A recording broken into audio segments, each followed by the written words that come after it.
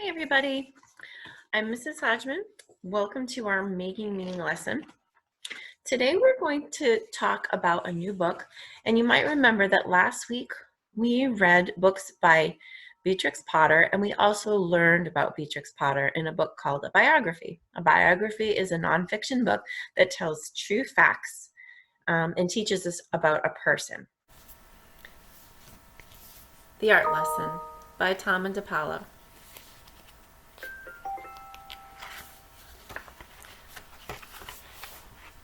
Now, the first page of this book has something called a dedication, which is a way of sharing the book with people that the author feels are important and the author cares about.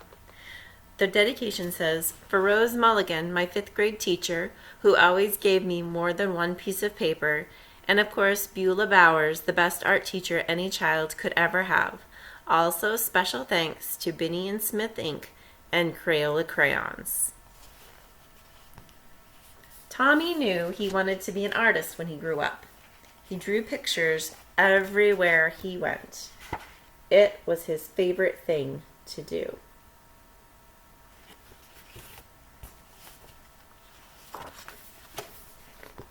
His friends had favorite things to do too. Jack collected all kinds of turtles. Herbie made huge cities in his sandbox. Jeannie, Tommy's best friend, could do cartwheels and stand on her head.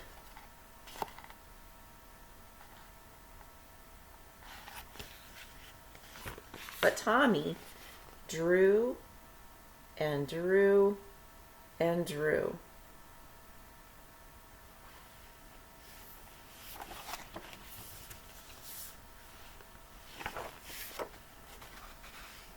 His twin cousins, who were already grown up, were in art school learning to be real artists.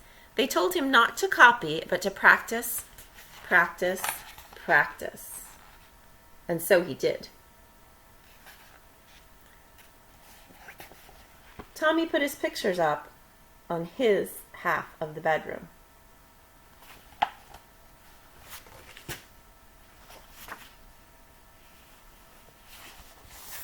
His mom put them up all around the house. His dad took them to the barber shop where he worked.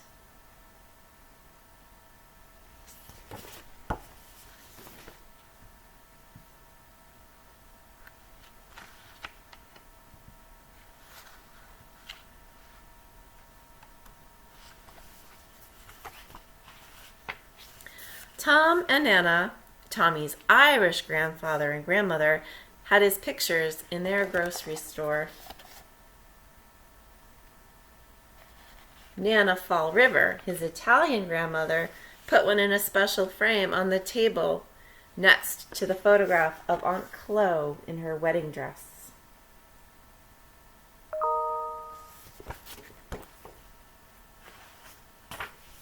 Once, Tommy took a flashlight and a pencil under the covers and drew pictures on his sheets. But when his mom changed the sheets on Monday and found them, she said, "No more drawing on the sheets, Tommy."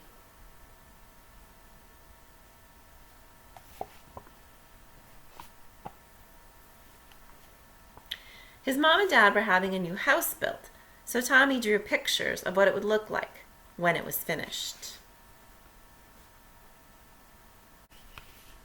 When the walls were up, one of the carpenters gave Tommy a piece of bright blue chalk. Tommy took the chalk and drew beautiful pictures all over the unfinished walls. But when the painters came, his dad said, "That's it, Tommy. No more drawing on the walls." Let's stop for a minute and think about what we've learned so far about Tommy. I want you to take a minute to write down a couple of ideas in your notebook. You might think to yourself, "I've learned that Tommy is..." What words would you use to fill in the blanks?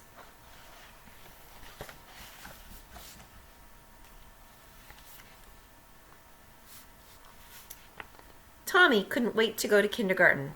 His brother, Joe, told him there was a real art teacher who came to the school to give art lessons. "When do we have art lessons?" Tommy asked the kindergarten teacher.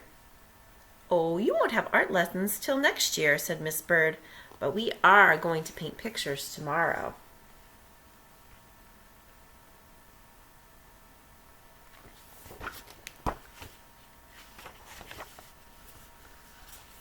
It wasn't much fun.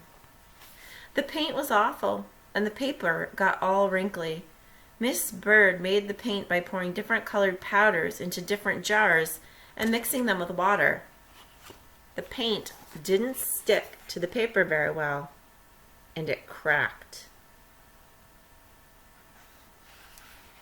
If it was windy when Tommy carried his picture home, the paint blew right off the paper. "At least you get more than one piece of paper in kindergarten," his brother Joe said. "When the art teacher comes, you only get one piece."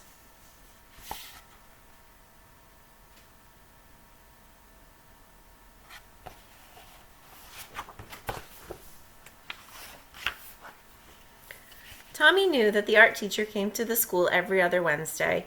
He could tell she was an artist because she wore a blue smock over her dress, and she always carried a big, thick box of colored pencils. We know that one thing that readers do that's really important to help them understand what they're reading is to wonder and think about what's happening in the story. And so I'm going to stop here for a minute and ask you to think about, what are you wondering in the story? I want you to write down what you're wondering. As I think about the story so far, I'm wondering if Tommy is going to continue to love to do art, or if having to do art at school is going to make him not enjoy it so much. What are you wondering?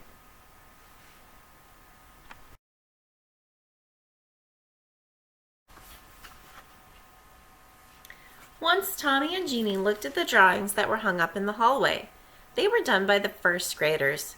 "Your pictures are much better," Jeannie told Tommy. "Next year, when we have real art classes, you'll be the best one."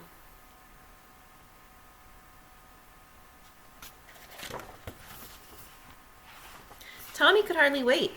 He practiced all summer. Then on his birthday, which was right after school began, his mom and dad gave him a box of 64 Crayola crayons. Regular boxes of crayons had red, orange, yellow, green, blue, violet, brown, and black. This box had so many other colors: blue, violet, turquoise, red, orange, pink, and even gold, silver, and copper. "Class," said Miss Landers, the first grade teacher, "next month the art teacher will come to our room. So on Monday, instead of singing, we will practice using our crayons."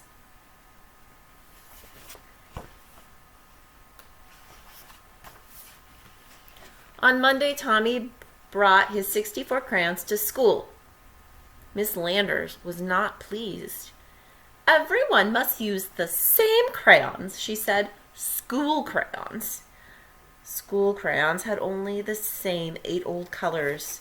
And as Miss Landers passed them out to the class, she said, "These crayons are school property, so do not break them, peel off the paper, or wear down the points." I'm wondering something right now. "How am I supposed to practice being an artist with school crayons?" Tommy asked Jack and Herbie. "That's enough, Tommy," Miss Landers said, "and I want you to take those birthday crayons home with you and leave them there." And Joe was right. They only got one piece of paper.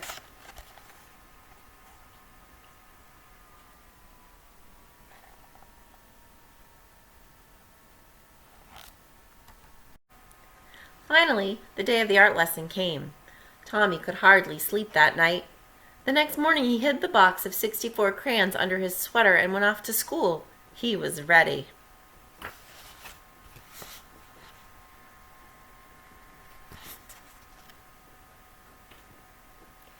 The classroom door opened and in walked the art teacher. Miss Landers said, "Class, this is Mrs. Bowers, the art teacher. Patty, who is our paper monitor this week, will give out one piece of paper to each of you. And remember, don't ruin it because it's the only piece you'll get. Now, Pay attention to Miss Bowers.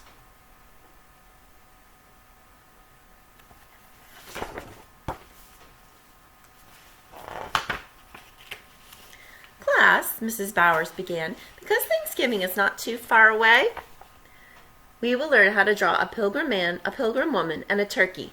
Watch carefully and copy me. Copy? Copy? Tommy knew that real artists didn't copy.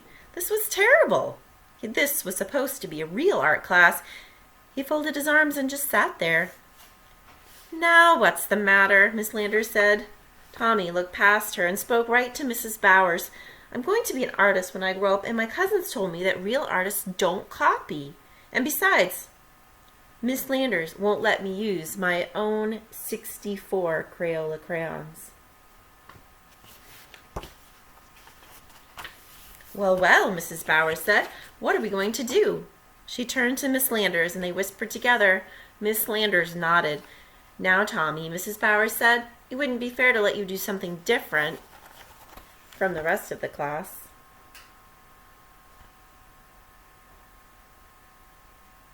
But I have an idea. If you draw the pilgrim man and woman and the turkey, and if there's any time left, I'll give you another piece of paper, and you can do your own picture with your own crayons. Can you do that? I'll try, said Tommy with a big smile.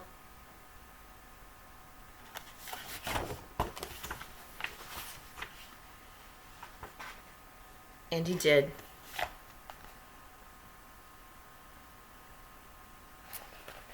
And he did.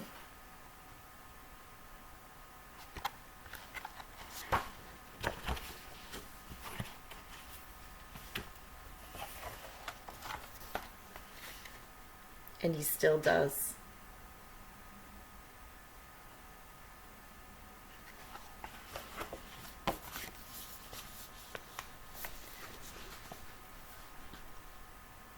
What are you still wondering about the story? What are you wondering about what happened to Tommy? On your plans for this week, I wrote down some questions for you, and they're questions about the story that we read today. Questions are, which part of the story did you like best? What was Tommy's problem when he went to school? How did his problem get solved? Have you ever felt or acted like Tommy did in the story? What happened? So your writing job this week is to choose one or two questions that you can answer and write about your answer. I'll see you next time.